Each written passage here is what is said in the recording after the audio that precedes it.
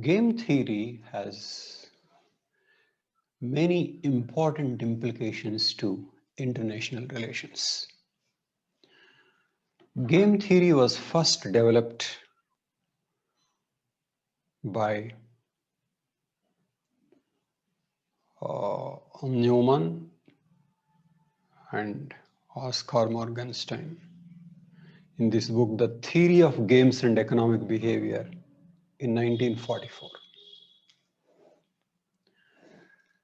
Since that time, game theory became popular in various disciplines. But under international relations, Kenneth Woy edited Cooperation Under Anarchy, which came in 1986, is an early text that that encouraged the use of game theory in neorealism. Why game theory in many other aspects, not just neorealism? So this is cooperation under anarchy. See, this is anarchy. So this book is compilation of many articles that discussed the application of game theory in international relations. Game theory is important wherever there is strategic interdependence between players. Okay. Game here means what is it that I should be doing given what others are doing or given what others may do. This is about strategic interdependence. This strategic interdependence is called gaming. Gaming are of two types, non-cooperative games and cooperative games. Okay. So how we should play this game or how others play this game, that is what kind of choices you make in a situation where the outcome of your decision depends on others' decisions. Okay. And that situation is there in many aspects of life. So strategic interdependence is a fact of life, very, very widespread. Okay. One popular way of describing this game theory is what is called prisoner's dilemma. In prisoner's dilemma,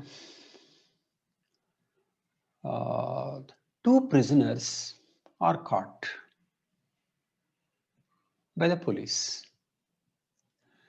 The police don't have very clear evidence against them about their involvement in a bank robbery.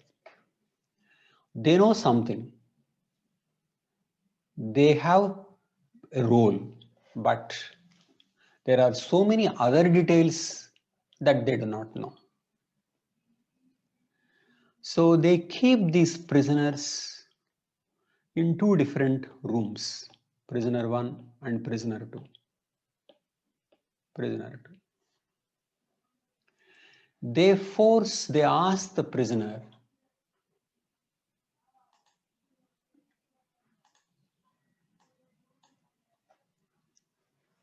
to defect. If the prisoner is defected, if one prisoner is defected, okay, say it's P1 and P2. If this prisoner is defected and other person becomes silent, other prisoner is silent. So this prisoner gives all the details of how they did and what they did, then he will be free. Only 0 years of imprisonment. And the other will face 3 years of imprisonment. 0, 3. So this prisoner will gain maximum if he defects and the other prisoner doesn't defect. He can go free if he testifies and the other prisoner doesn't.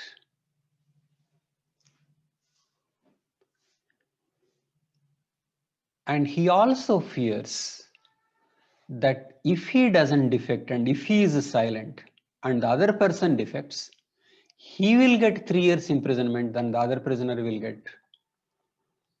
freedom. So 0330 are the present terms when one of them defects and the other doesn't. So it means there is a strong incentive to defect.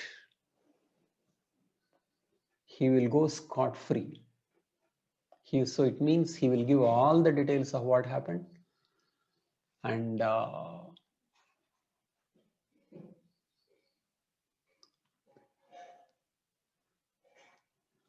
then he will go scot-free.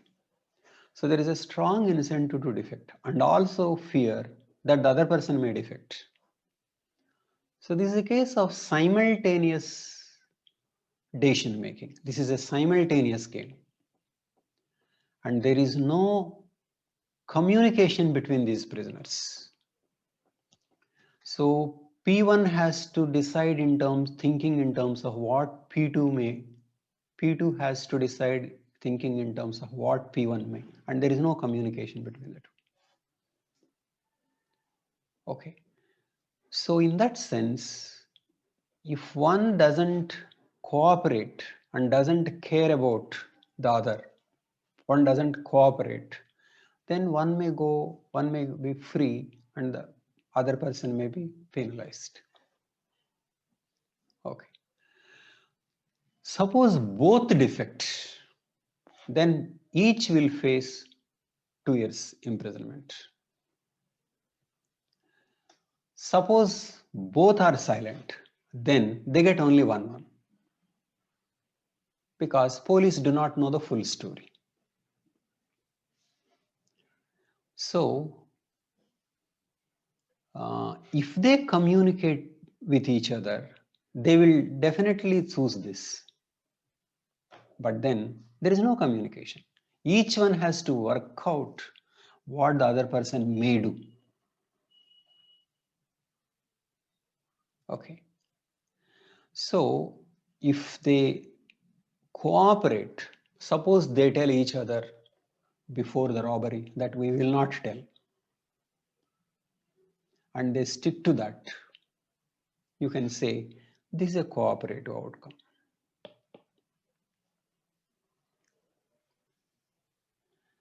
So in that sense, if one is going only for oneself, disregarding the cooperation, then one may go scot-free, punishing the other.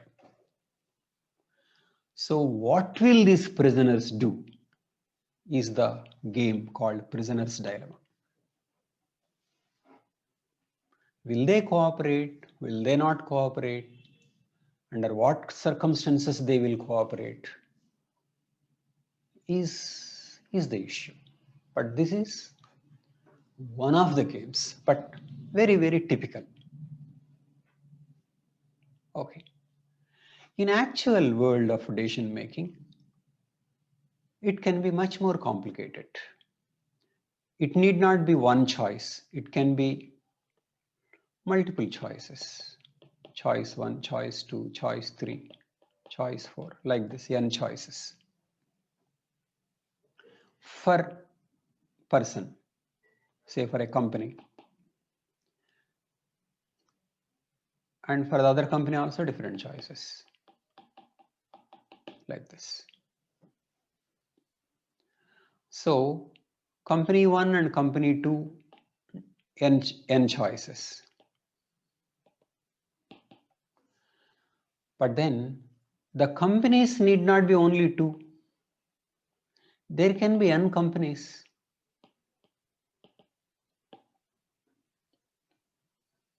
So if you take multiple players,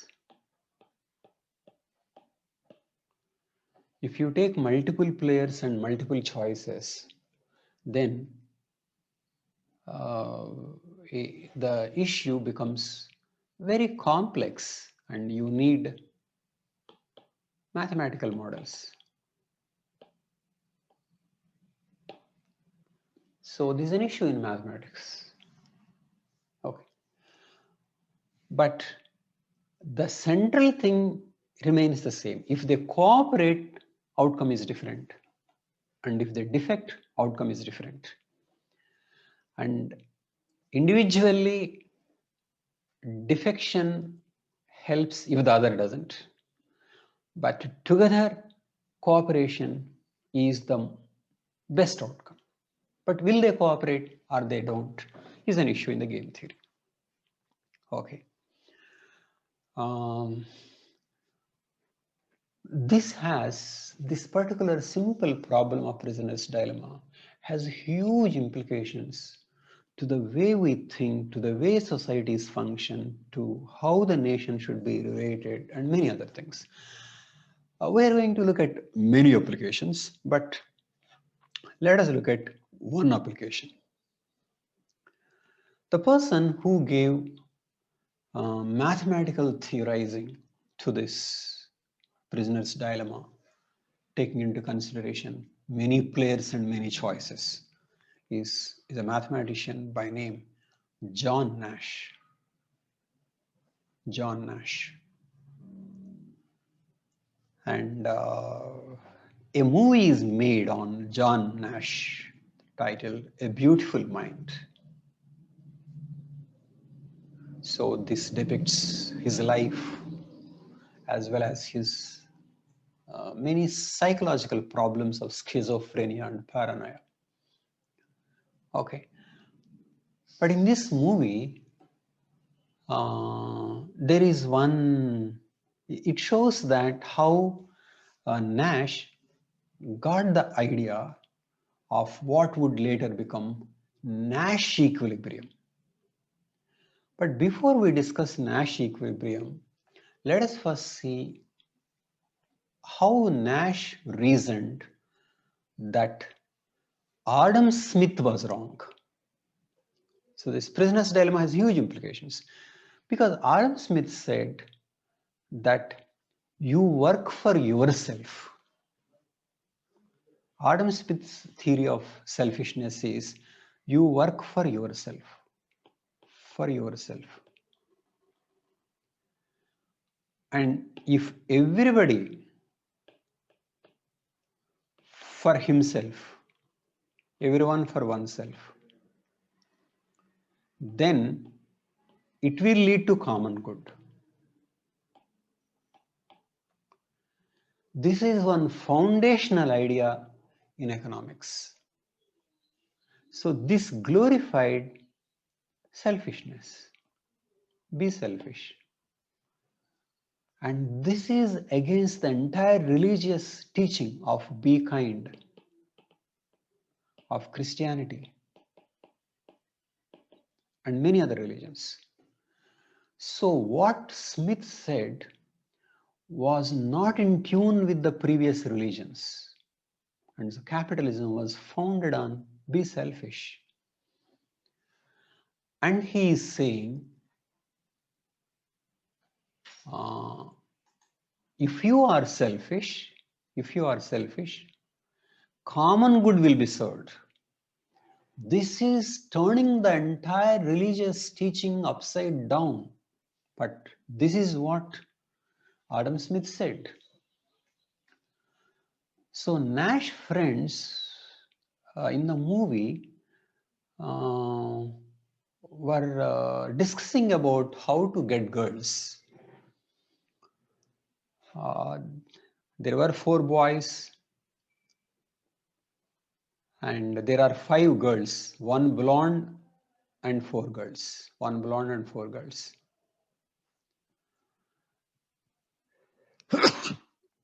A friend of Nash was saying that let each one try his best, because after all, Adam Smith said,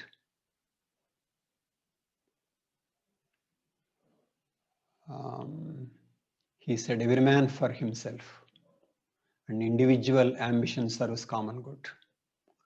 So they are applying economic theories to get girls. But in that context, Nash thought about, was this true?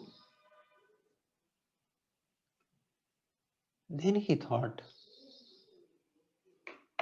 suppose outcome is like this.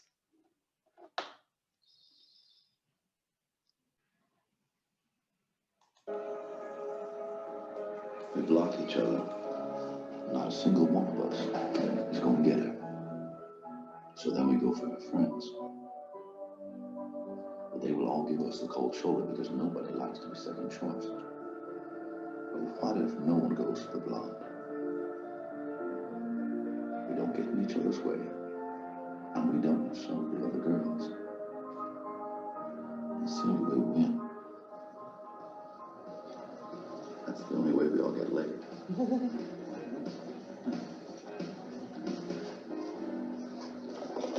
Adam Smith said, the best result comes from everyone in the group doing what's best for himself, right? That's what he said, that's right? Incomplete. Incomplete. Okay? Because the best result will come from everyone in the group doing what's best for himself and the group. Nash, this is some way for you to get the blonde on your own. You can go to hell. Governing dynamics, Johnny. Governing dynamics. Adam Smith. What's wrong? Careful, careful. Thank you.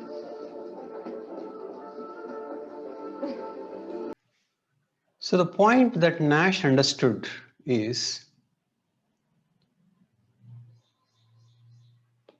all four boys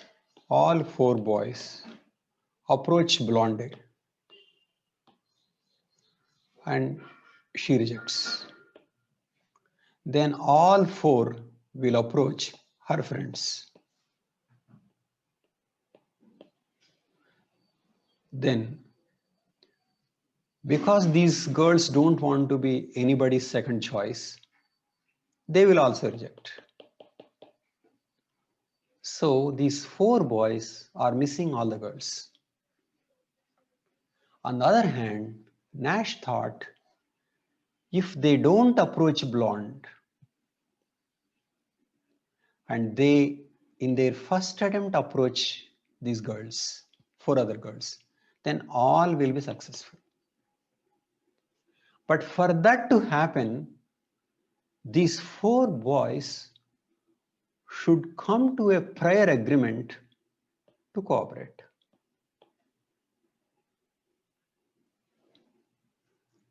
So Nash felt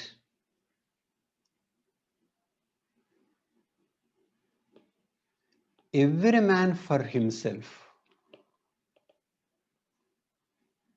is not optimal outcome, not common good. Whereas for himself plus others, then leading to common good.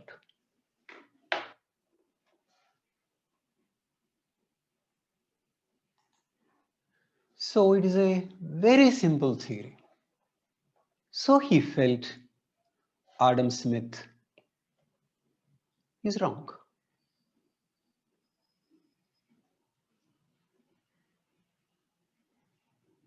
Okay. So, what does it mean? Take, for example, America First policy.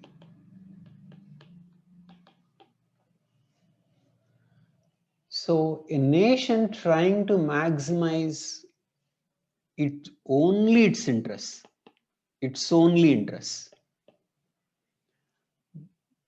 will end up not maximizing its interests. On the other hand, if it tries to keep others, US plus others, then outcome will be different.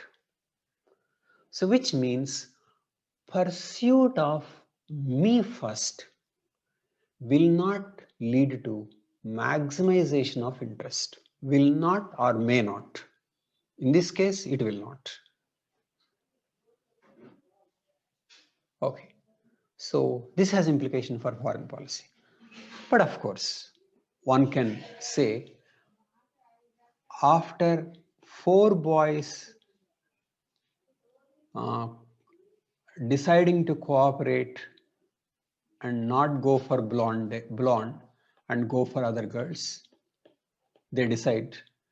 But then if one of them defects and goes to blonde, he will gain. So how do you overcome this problem? This we will discuss later.